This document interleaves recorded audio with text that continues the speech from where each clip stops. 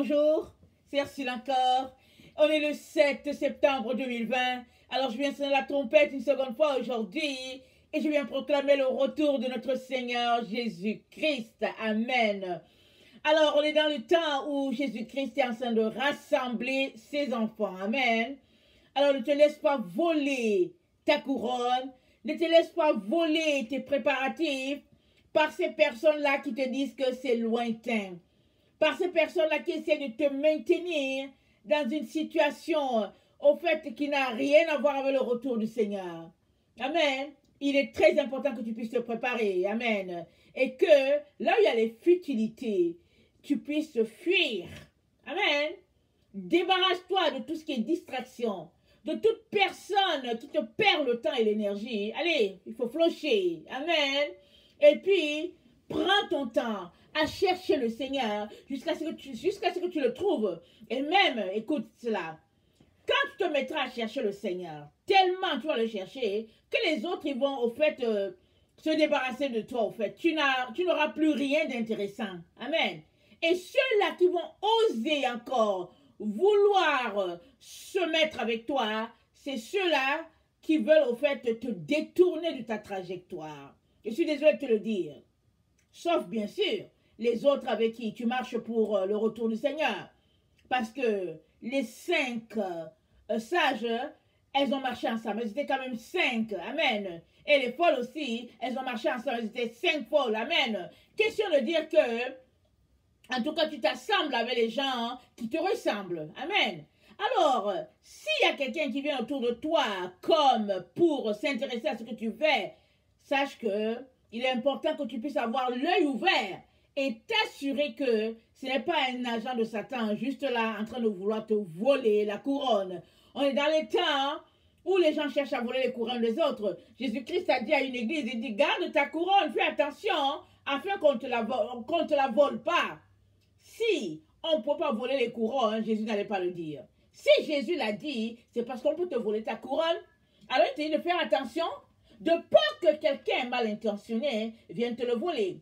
Par exemple, en te détournant, en t'envoyant dans un bar, en te faisant miroiter un projet fait qui n'est pas de Dieu, en te faisant miroiter un Eldorado sur cette terre, etc., etc.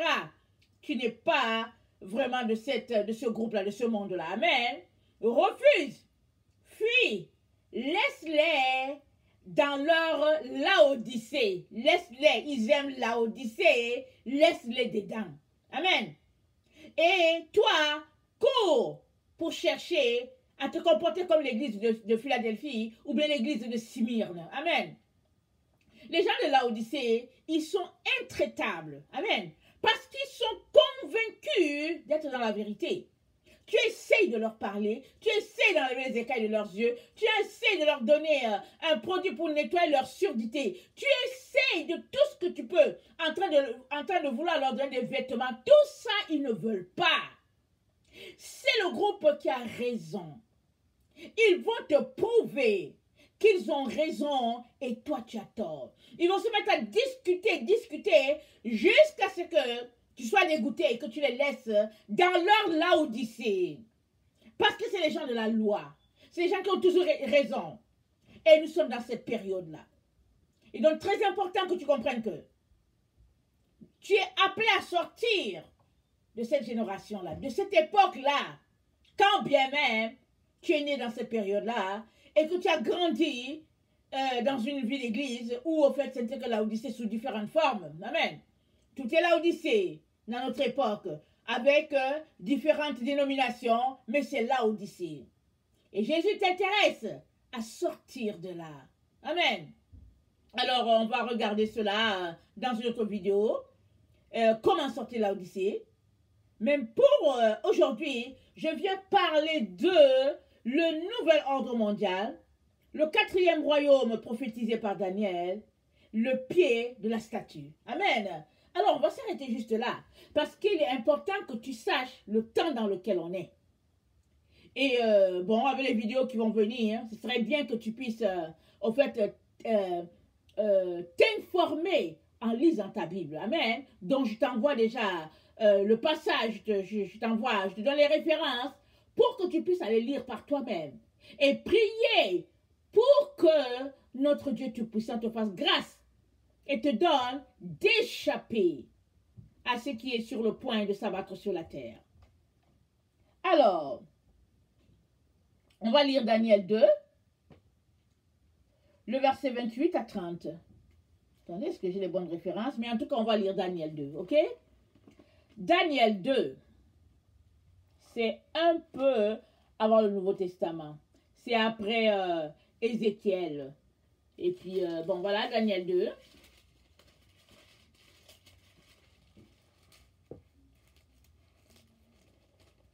C'est le roi Nebuchadnezzar qui a fait un rêve. Alors, quand il est sorti du rêve, il était complètement perdu et il l'avait perdu aussi. Et il a demandé à ses satrapes de venir lui expliquer le rêve, ses magiciens. Il n'y avait personne qui pouvait expliquer le rêve. Et il a dit, s'il n'y a personne qui explique le rêve, qui lui dit c'est quoi le rêve et il nous l'explique, il va tous les tuer. Alors ils étaient pris de peur. Finalement, ils ont dit au roi, il y a quelqu'un ici, parmi les Hébreux, il y a quelqu'un ici qui a la capacité d'expliquer, qui est doté d'une intelligence supérieure. Ils sont allés chercher Daniel. Et puis, attendez. Il ne faut pas que je le raconte comme ça. Il faut que, attendez, il faut que je dise exactement la chose, ok? C'est bon de dire exactement ce qui s'est passé. Parce qu'on dirait que je suis en train de confondre les histoires.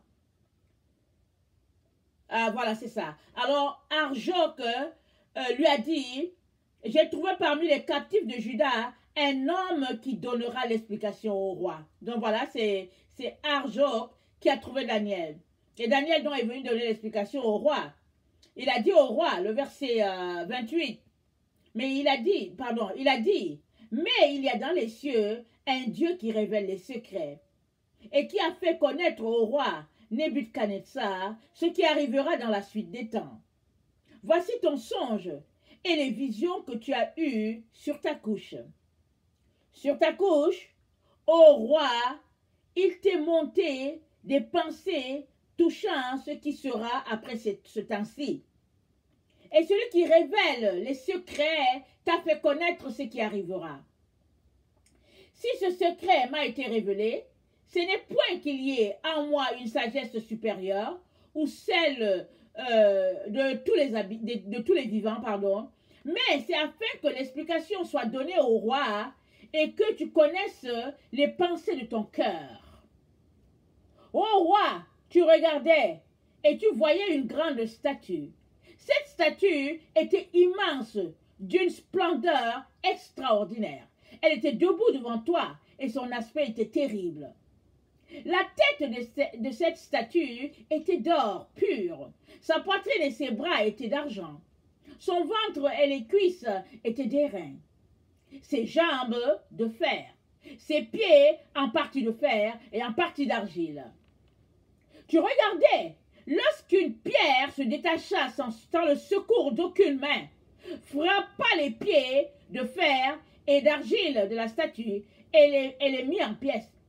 Alors le fer, l'argile, l'airain, l'argent et l'or furent brisés ensemble, devinrent comme une balle qui s'échappe d'une aire en été. Le vent les emporta et nulle trace n'en fut retrouvée. Mais la pierre qui avait frappé la statue devint une grande montagne et remplit toute la terre. Voilà le songe. Nous en donnerons l'explication devant le roi. Ô roi, tu es le roi des rois, car le Dieu des cieux t'a donné l'empire, la puissance, la force et le royaume. Béni soit le Seigneur de ce que Jésus-Christ est venu. Amen. Parce que c'est Jésus le roi des rois. Amen. Mais ici, bon, dans leur temps, en tout cas, toutes les révélations leur étaient cachées. Et le roi qui avait devant eux, c'était un roi, bon, physique, je veux dire que c'était un humain, voilà. Alors, il était le roi au-dessus de tous les rois qui étaient sur la terre. Amen. Mais béni soit Dieu pour toi et moi que nous connaissons le roi des rois Jésus-Christ. Alléluia. Alors, le verset 38, il a remis entre tes mains, en quelques lieux, qu'ils habitent les enfants des hommes, les bêtes des champs et les oiseaux du ciel. Et il t'a fait dominer sur eux tous. C'est toi qui es la tête d'or. Après toi, Il s'élèvera un autre royaume, moindre que le tien. Puis un troisième royaume qui sera d'airain et qui dominera sur toute la terre. Il y aura un quatrième royaume, fort comme du fer. De même que le fer brise et rompt tout, il brisera et rompra tout comme le fer qui met tout en pièces. Amen.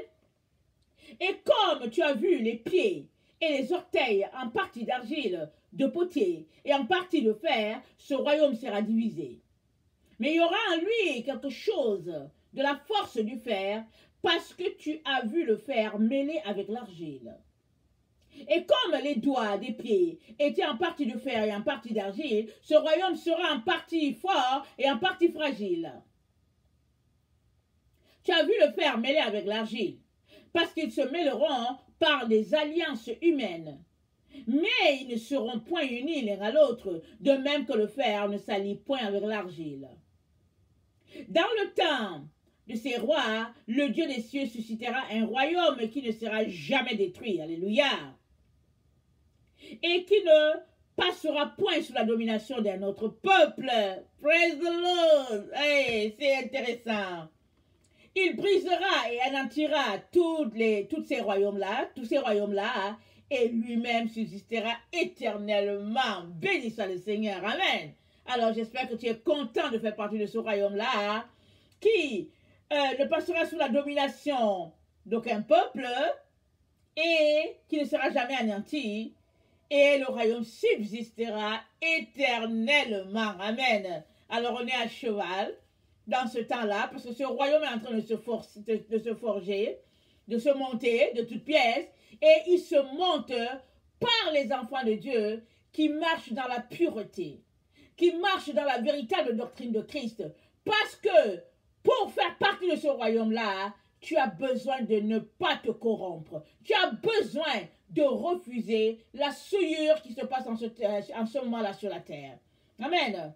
Alors, le verset 45, c'est ce qui indique que la pierre que tu as vue se détacher de la montagne sans le secours d'aucune main, et qui a brisé le fer, l'airain, l'argile, l'argent et l'or. Le grand Dieu a fait connaître au roi ce qui doit arriver après cela.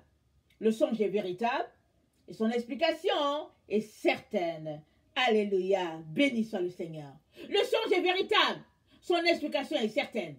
Alors les royaumes se sont formés, Nabuchodonosor a la tête d'or, il a vécu, il est devenu comme un animal, et après 7 ans, le Seigneur lui a redonné sa raison, et puis il a loué le Dieu des cieux, et puis c'est comme ça que Dieu l'a sauvé. Amen. Mais avant cela, il était tellement orgueilleux et tout ça, pendant qu'il était en train de dire que, hey, il était en train de vouloir encore s'enorgueillir, la parole que Dieu avait déclarée sur elle s'est réalisée, il s'est transformé, il a perdu la raison et est devenu un animal. Donc on l'a mis avec les animaux, il est resté là-bas 7 ans. Dieu avait dit, voilà ce qui va t'arriver, parce que tu es trop orgueilleux. Et c'était, c'était, au fait, la punition que Dieu lui avait donnée. C'était le jugement, voilà le mot que je cherchais. C'était le jugement que Dieu lui avait donné. Et il a vécu 7 ans. Et quand la raison lui est revenue, il a loué le Dieu des cieux. Amen. Alors lui, il était la tête d'or. Et comme Daniel lui a expliqué, il a dit un deuxième royaume va subsister après le royaume du roi Nabuchodonosor. Il sera moindre. Et il y a eu un troisième. Quant au quatrième royaume, regardons, allons-y encore lire. Il dit, attendez. Le verset 34. Il dit, tu regardais, lorsqu'une pierre se détacha sans secours d'aucune main. Attendez, il faut que je regarde. Ok, lorsqu'une pierre se détacha sans le secours d'aucune main, frappa les pieds de fer et d'argile de la statue et les mit en pièces. Alors le fer, l'argile, l'airain, l'argent et l'or furent brisés ensemble et devinrent comme la balle qui s'échappe d'une aire en été. Devinrent comme la balle. Vous voyez la terre, hein, notre terre. Écoutez, regardez notre terre, comment ils l'ont mis, ils disent que la terre est ronde. En tout cas, on va revenir dessus, mais ils disent que la terre est ronde. On va le prendre comme ça, ok? C'est ça qu'ils ont dit. Alors, Daniel Dieu donne à Daniel la révélation de ce que le roi a vu. Et puis tous ces royaumes-là, c'est devenu comme une boule. Amen. Il dit comme une balle l'été. Amen. Et nous savons tous qu'aujourd'hui, la terre est représentée comme un ballon. Amen. Mais en réalité, est-ce que la terre est ronde comme un ballon? Hein? Amen. Est-ce que la terre est ronde comme un ballon? Alors, tout un débat, n'est-ce pas? Il suffit de prendre la Bible pour savoir quelle est la forme de la terre. Amen. Aujourd'hui, je suis pas en train d'apporter un message, amen, sur le fait que la terre est ronde ou pas. Mais Daniel a vu cela. Il dit tout cela, ça sera rassemblé et puis ça est devenu comme... attends, je vais utiliser le mot exact. Il dit ça, c'est devenu comme une balle. La balle qui s'échappe d'une ère en été. Alors, comme on voit là, la terre qui est ronde là, c'est ça qui symbolise tout ce royaume-là rassemblé en un seul. Amen. Et toi et moi, nous sommes venus sur la terre dans le temps où... attendez, il faut que je regarde où je me trouve. On est venu sur la terre dans le temps où... Attendez.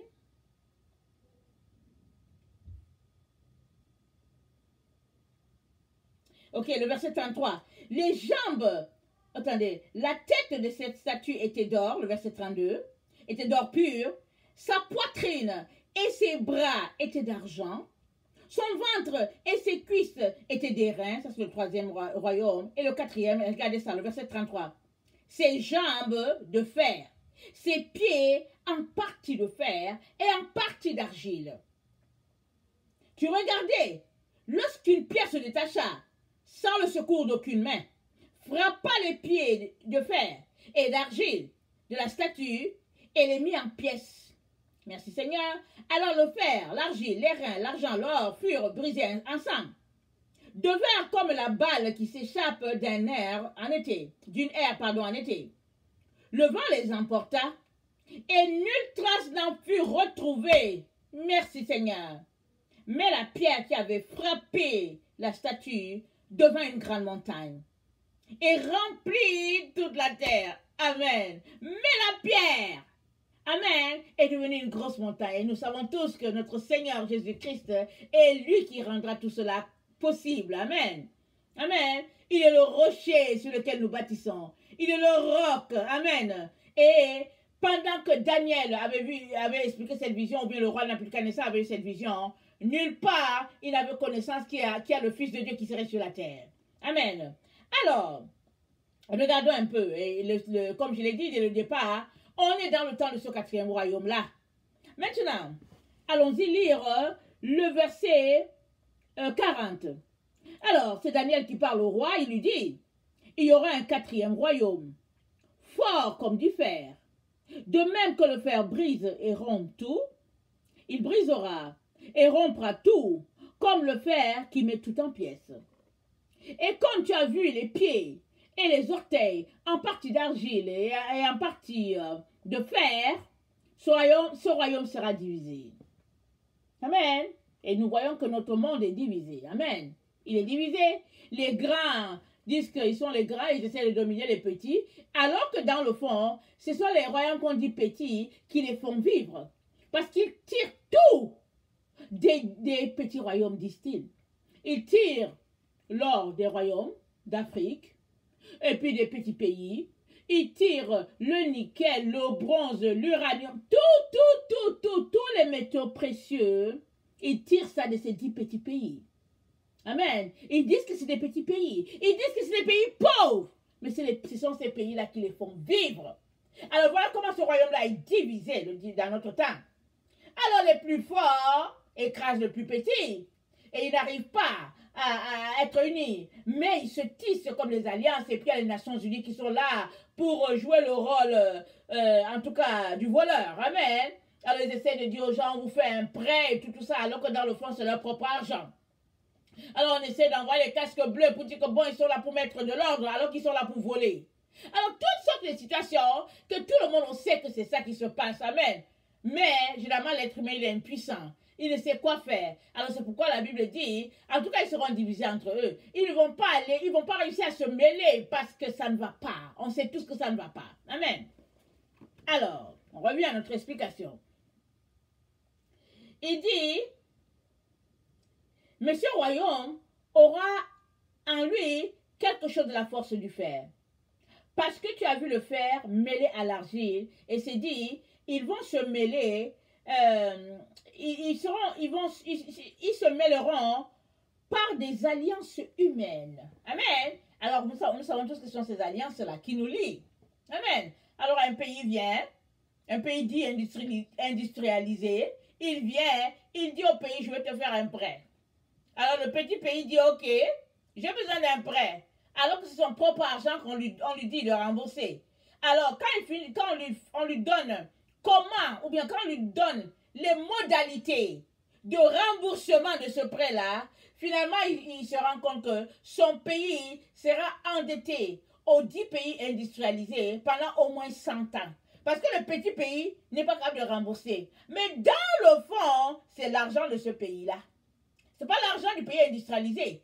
Le pays industrialisé vient avec son argent, il donne d'une main, mais ce qu'il retire de l'autre, en tout cas c'est 10 fois plus.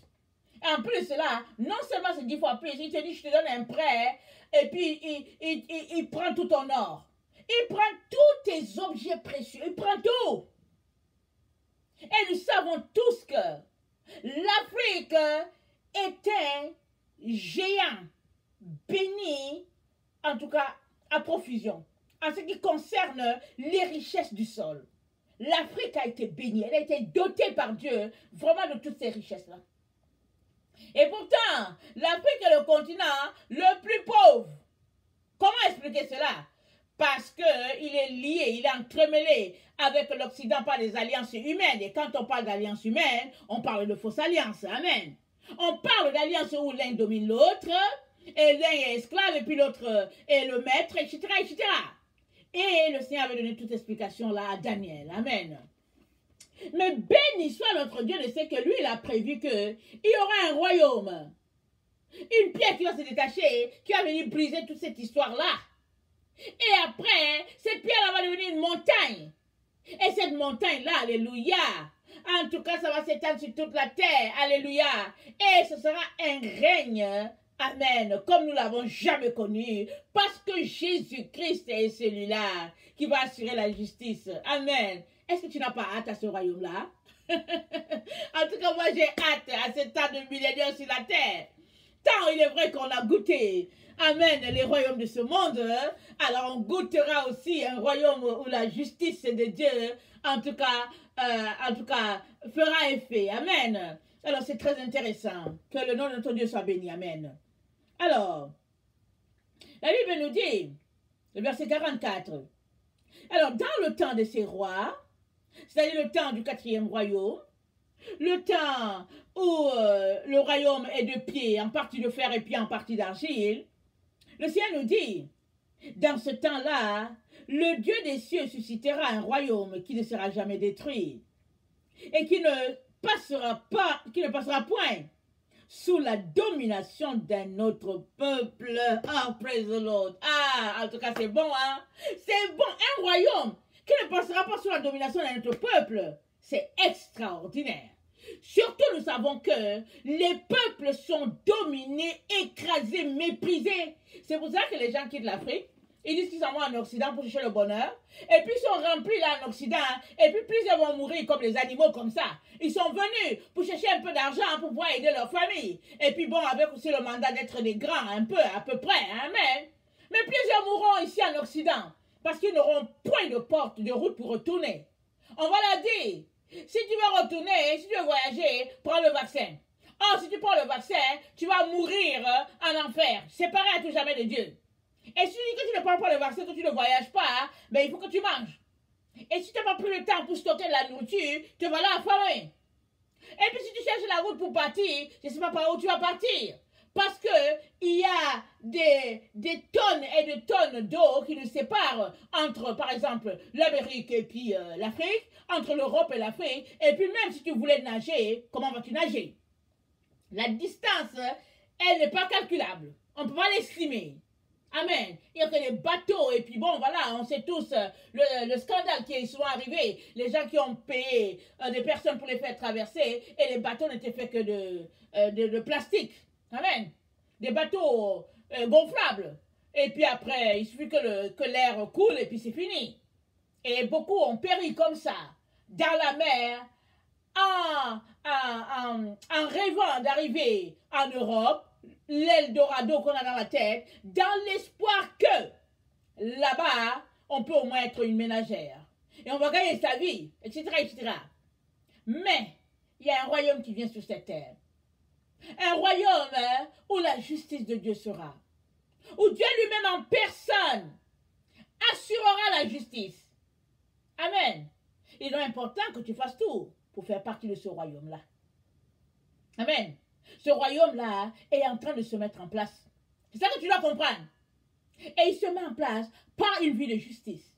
Il se met en place en renonçant. Il se met en place par tous ceux-là qui sont en train de renoncer au système de Babylone. Ils rejettent Babylone et ses valeurs. Et ils épousent la loi de Dieu. Alors, si tu veux faire partie de ce royaume-là, il faut que tu commences par obéir. À obéir au commandement de Dieu. Il y a 10 commandements.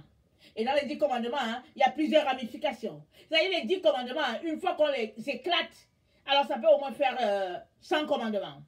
Si on voit dans les petits détails. Mais il est important que tu commences par obéir aux 10 commandements. Aux 10 commandements, pardon, excusez-moi. Aujourd'hui, on a dit à certaines personnes, surtout en Occident, qu'on est dans le temps de la grâce. Et parce qu'on est dans le temps de la grâce, on peut pécher à profusion. Ah, les gens pêchent comme ils veulent, et puis ne leur parlent pas, ils te disent qu'on est dans la grâce, on est dans le temps de la grâce. Alors à ces gens-là, ne leur parle pas des commandements de Dieu, ils te disent que l'Ancien Testament est passé. Comment peux-tu bénéficier de la grâce de Dieu si tu n'es pas capable de bénéficier des 10 commandements?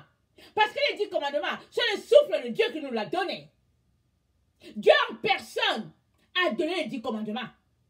Il a demandé à Moïse de monter jusqu'à la montagne. Moïse est monté. Pendant 40 jours, on n'a pas entendu parler de lui. Et pendant qu'il était dans la présence de Dieu, à un moment donné, Dieu a commencé à dicter à Moïse ce qu'il devait écrire. De son souffle, il nous a donné le commandement sur lequel on devait marcher pour ne pas tomber dans les pièges de Satan. Alors comment pouvons-nous aujourd'hui dire que nous n'allons pas obéir? Ah, mais le commandement de Dieu, c'est pas pénible, hein? C'est pas pénible. Il suffit de décider que tu veux les obéir, c'est tout. Il suffit de l'aimer, ton Seigneur. Si tu aimes Jésus-Christ, tu vas faire les commandements sans savoir même que tu les as faits. Mais malheureusement, on est tellement porté vers la chair, vers la séduction, et on ne veut pas qu'on nous parle du commandement. Et s'il y a quelqu'un qui est là en notre temps, qui prêche sur les 10 commandements, les gens veulent le lapider. Ils veulent les lapider parce qu'ils disent qu'ils sont sous la grâce. Mais c'est quoi la grâce? La grâce, c'est la mort de Jésus-Christ sur la croix, afin de payer la dette qui était la nôtre, pour que toi, tu puisses être appelé enfant de Dieu et que tu puisses vivre cette vie-là que tu, par exemple, tu ne pouvais pas vivre, une vie de œil pour œil et puis dent pour dent. C'est juste ça. C'est ça la grâce. Ce n'est pas une grâce où tu ne peux pas, au fait, c'est pas une grâce où tu fais ce que tu veux. Mais non, c'est une grâce parce qu'il t'a été accordé, toi qui n'étais pas juif, de pouvoir bénéficier aussi de cette parole-là que Dieu a donnée aux Juifs. C'est ça la grâce. Mais si toi, qui n'es pas juif, tu refuses d'obéir, alors que veux-tu dans le fond? Mais aujourd'hui, c'est spécial comment beaucoup d'enfants de Dieu refusent de mettre en pratique le 4e commandement qui est le sabbat. Et ils disent que non, en fait c'est passé, on est sous la grâce et puis que c'est dimanche qu'il faut adorer. Alors si c'est dimanche qu'il faut adorer, ça veut dire qu'il y a 2 lois chez Dieu. Parce que le juif là, quand il donne sa vie à Jésus-Christ, le sabbat pour lui, c'est samedi et puis c'est très très important. Parce que c'est une loi perpétuelle que Dieu a établie entre lui et puis ses enfants. Alors tu vois donc 2 enfants, hein, qui disent qu'ils ont Jésus-Christ pour Seigneur, le juif converti au christianisme qui adore samedi, et puis le chrétien qui adore dimanche et qui disent qu'ils sont les enfants de Dieu et puis via Abraham. Il y a quelque chose qui ne va pas. Parce qu'il y aura une seule loi, il y aura une seule justice, il y a une seule doctrine, il y a un seul baptême, il y a un seul Dieu, il y a un seul Seigneur. Il n'y a pas deux seigneurs. Alors quand tu t'arrêtes, tu dois réaliser qu'il y a quelque chose qui ne va pas. Et c'est certainement à ton niveau. Ce n'est pas au niveau de Dieu.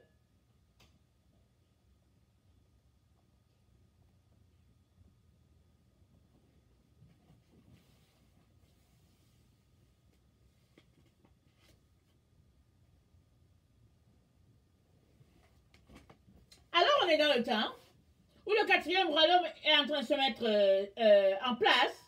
Et puis, les pattes, les pieds de ce royaume-là, à moitié d'argile, à moitié de fer. Et nous savons tous que c'est ça qu'ils veulent faire. Nous qui sommes créés à l'image de Dieu, nous qui sommes des êtres de terre, parce que les vases d'argile, les vases de Dieu, ils sont transportés. Dieu les a mis dans des vases de terre. Et c'est ce que nous sommes, jusqu'à ce que ce corps-là soit transformé lors de la résurrection. Alors, nous sommes ces corps-là qui portent la gloire de Dieu en nous. Amen.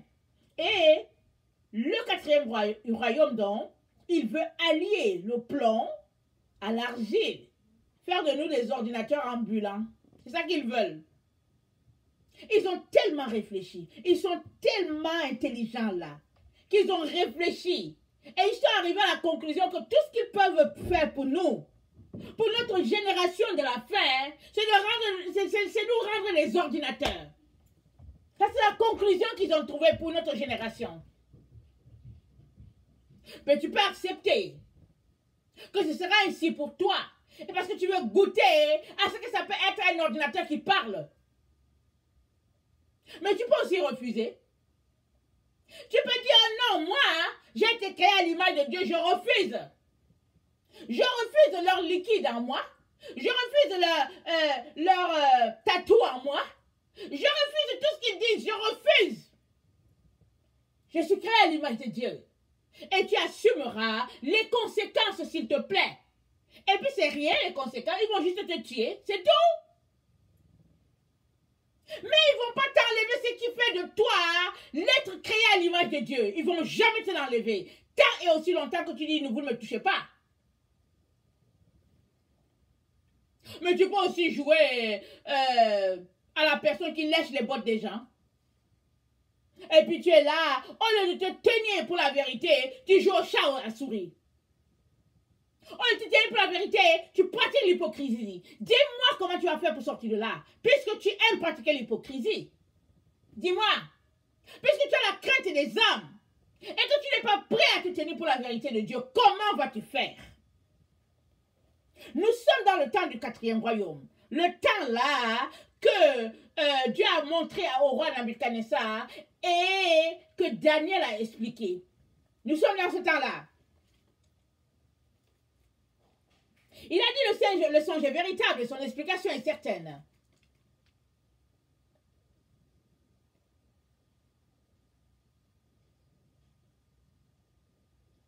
Verset 47. Le roi adressa la parole à Daniel et lui dit, en vérité, votre Dieu est le Dieu des dieux et le Seigneur des rois.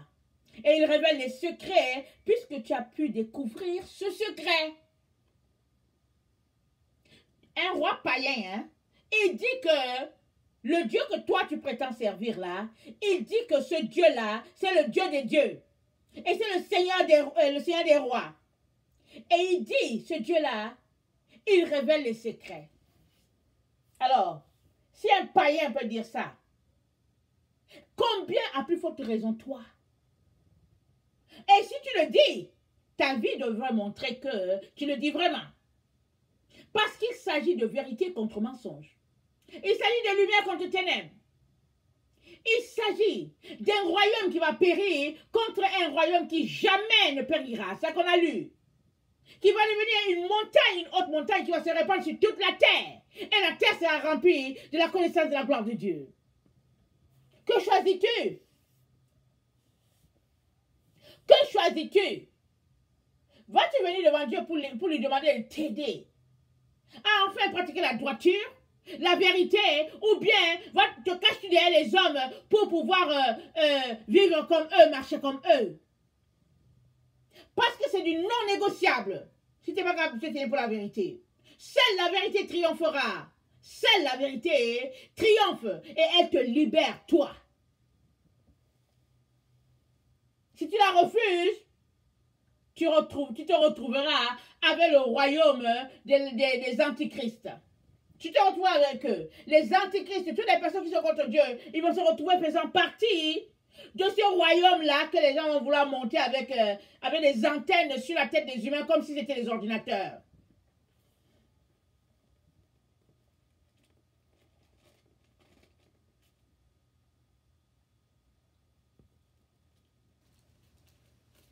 Verset 43. Tu as vu le fer mêlé avec l'argile, parce qu'ils se mêleront par les alliances humaines, mais ils ne seront point unis l'un à l'autre, de même que le fer ne s'allie point avec l'argile.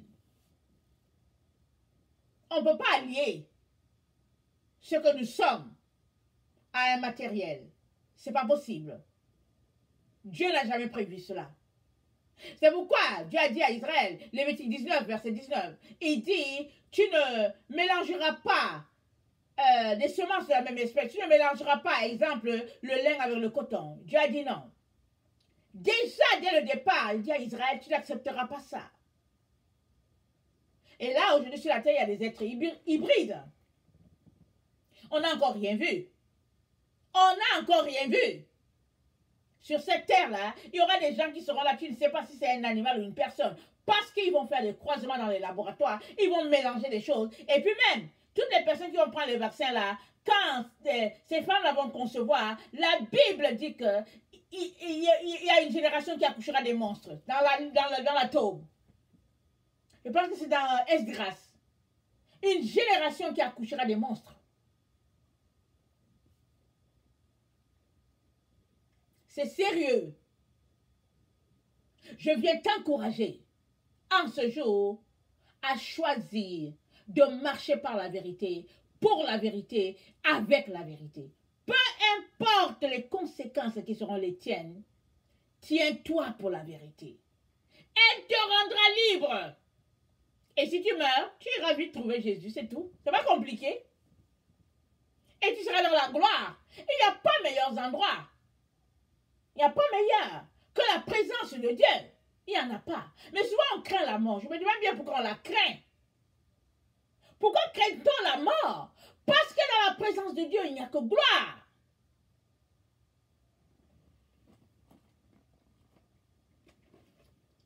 Je termine en lisant Jean 1, parlant de la lumière.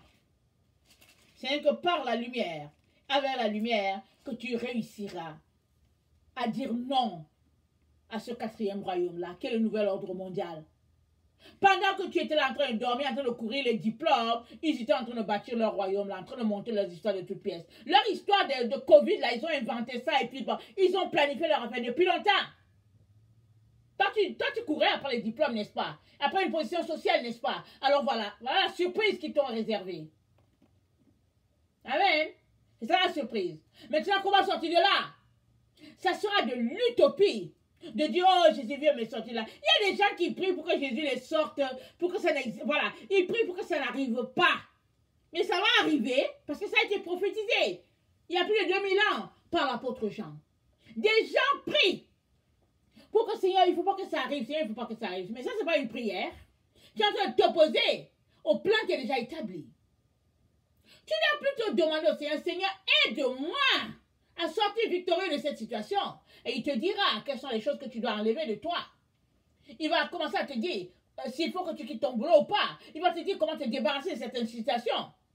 Il va te dire ce qu'il dit tout depuis quelque temps de sortir de sortir de Babylone. C'est tout un système. Tout un système.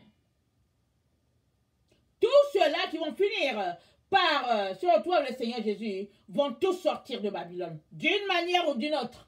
On ne sait pas comment, hein, Est-ce qu'on va arriver, en tout cas, on ne sait pas comment on va arriver, dans quel état on va se retrouver sur cette montagne de l'Éternel là, mais on va tous sortir de Babylone. Parce qu'on ne peut pas continuer avec Babylone et continuer à vivre selon les principes de ce royaume-là qui va s'étendre sur toute la terre, cette montagne-là qui n'est autre que la montagne de l'Éternel, qui n'est autre que l'Éternel lui-même en personne.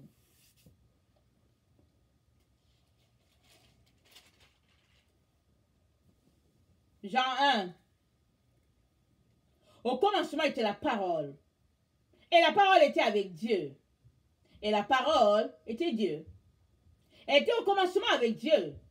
Toute chose a été faite par elle. Et rien de ce qui a été fait n'a été fait sans elle. En elle était la vie.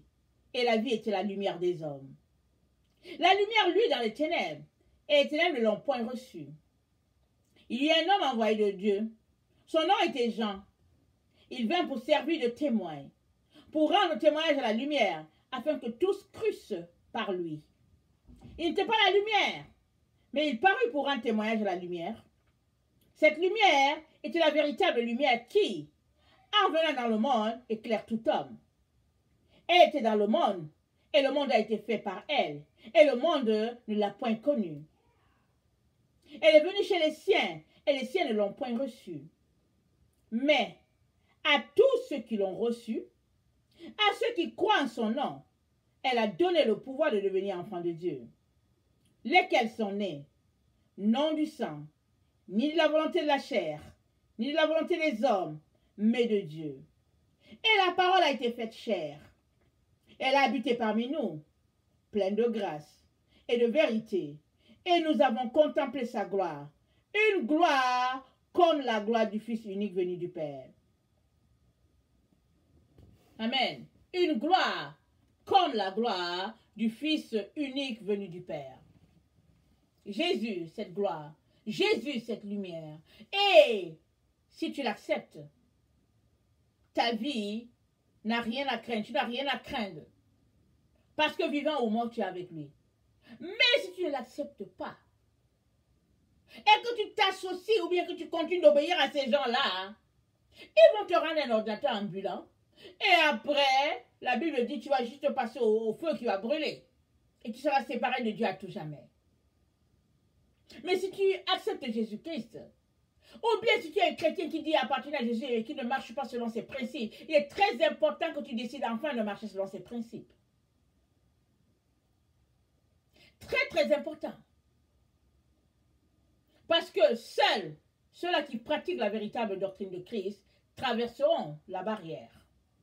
Ils passeront de l'autre côté. Mais les autres, non. Parce qu'on est dans le temps de la récolte.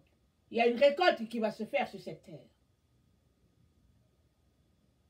Comme je l'ai déjà dit, si tu marches selon Jésus, ne crains rien. Mais si tu joues au chat à la souris, alors tremble en toi. Sois secoué. Parce que tu risques de ne pas te retrouver avec cette personne-là même que tu prétends connaître et aimer, c'est-à-dire Jésus. Que le Seigneur bénisse sa parole et qu'il nous donne de passer enfin aux choses sérieuses. De décider de faire le sérieux dans notre engagement pour Jésus. C'est-à-dire que ceux-là qui veulent la vérité, qui vivent pour la vérité, par la vérité, avec la vérité, ce n'est que eux qui seront enfants de lumière. Les autres seront coupés. Et ils deviendront les ennemis de Dieu. Et je viens t'encourager à poser des actions concrètes qui montrent que tu es avec Jésus. Tu es pour lui. Crie à lui. Appelle-le à ton secours. Et ne profère jamais une situation où tu vas clouer Jésus. Peu importe les conséquences dans ta vie, choisis toujours Jésus. Je prends toujours part pour la vérité. Parce que la vérité, c'est Jésus. Il t'aidera. Son Esprit Saint est là. Les anges sont là. Ce Dieu-là t'aidera si tu prends une position pour la vérité, qui n'est autre que notre Dieu. Soyez bénis. Je vous aime beaucoup. Et Dieu, davantage, Maranatha. Amen. Jésus revient. Amen. Amen.